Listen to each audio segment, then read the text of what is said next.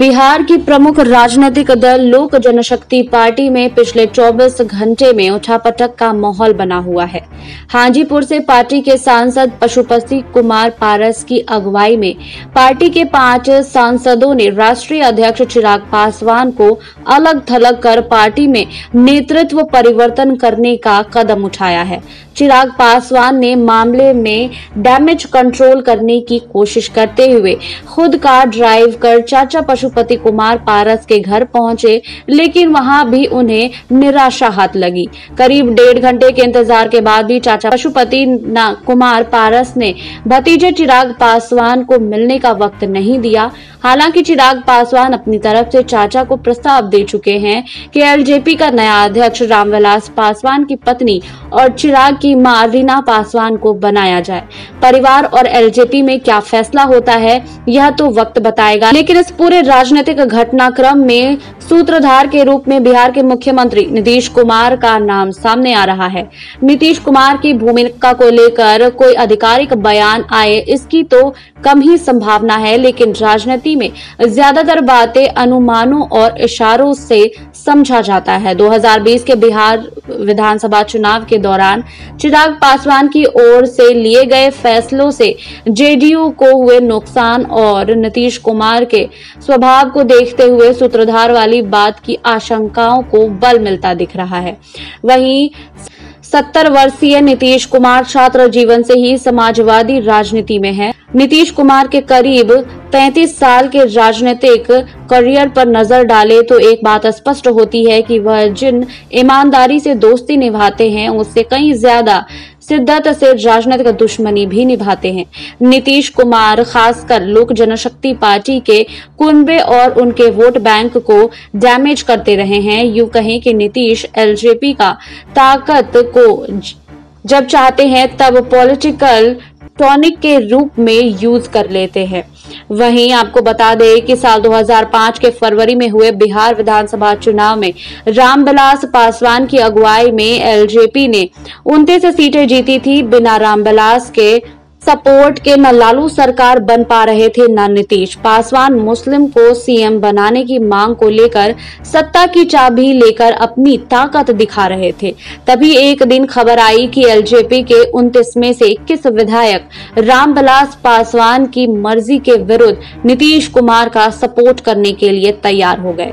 हालांकि एनडीए नेताओं को अनुमान था कि अगर दोबारा चुनाव हुआ तो उन्हें पूर्ण बहुमत आ जाएगा।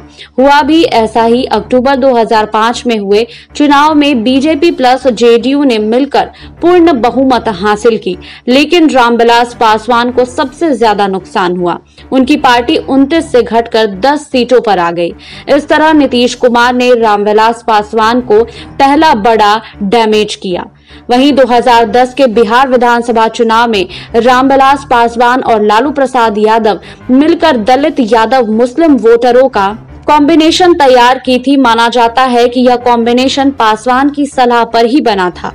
नीतीश कुमार ने बिहार में दलित समाज में आने वाले पासवान और कुछ और जातियों को हटाकर महादलित समाज का गठन किया। इतना ही नहीं, नीतीश सरकार में महादलित समाज में आने वाली जाति के लोगों को विशेष सुविधा दी गई। नीतीश के इस फैसले से रामविलास पासवान को भारी नुकसान हुआ। पहले जहां वह दलित समाज के सबसे बड़ा चेहरा बने हुए थे, वहीं महादलित बनने से इस समाज का बड़ा हिस्सा नीतीश को अपना नेता मानने लगा।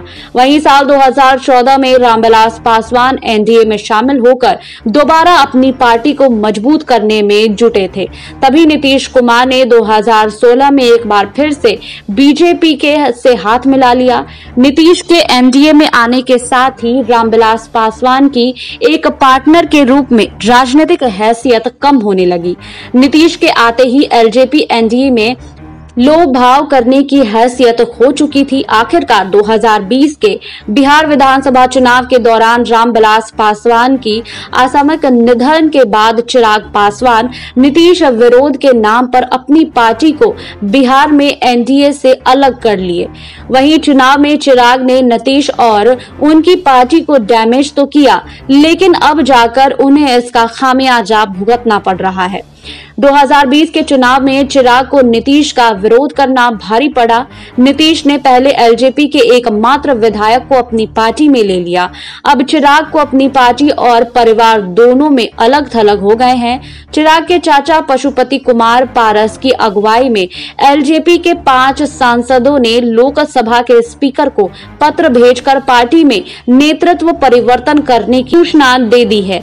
चिराग जब डैमेज कंट्रोल करने के लिए चाचा पशुपति पारस से मिलने उनके घर पहुंचे तो उन्होंने मिलने तक से इनकार कर दिया था।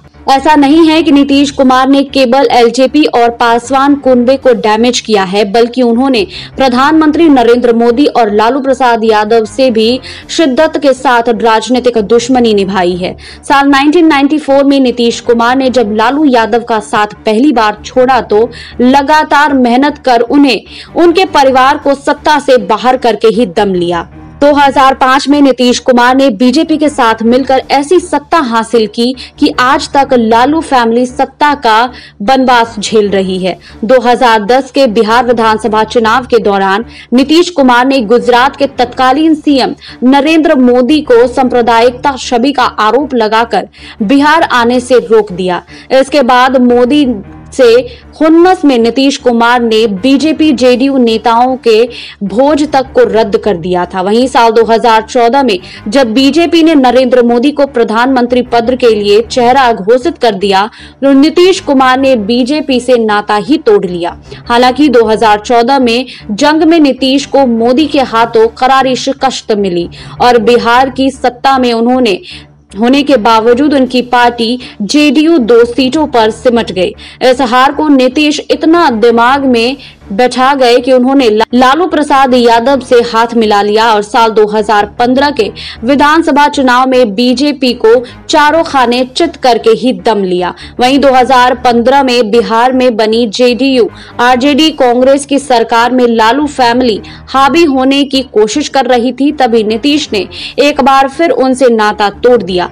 लालू फैमिली के सत्ता में बाहर होते ही आरजेडी चीफ के लिए बुरा टाइम शुरू हो गया। लालू यादव को चारा घोटाले में इतनी सजा मिली कि वह करीब 4 साल बाद जमानत पर जेल से बाहर आ पाए हैं। लालू अब इस हालत में नहीं है कि वह फ्रंट फुट पर आकर राजनीति कर सके। वहीं लालू यादव के खिलाफ राजनीतिक जमीन तैयार करने में नीतीश को तब उपेंद्र कुशवाहा ने काफी मदद की।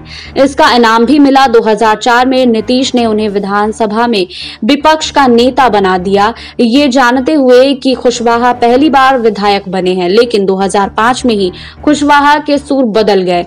जब अक्टूबर में हुए चुनाव के बाद नीतीश को कुर्सी मिली तो फरमान निकाला कि सदन में विपक्ष के नेता होने के नाते कुशवाहा को बंगला मिला था वो खाली कराया जाए। जब नोटिस की तालीम नहीं हुई तो पटना प्रशासन ने कुशवाहा की गैर मौजूदगी में उनके बंगले से सारा सामान बाहर निकाल दिया था।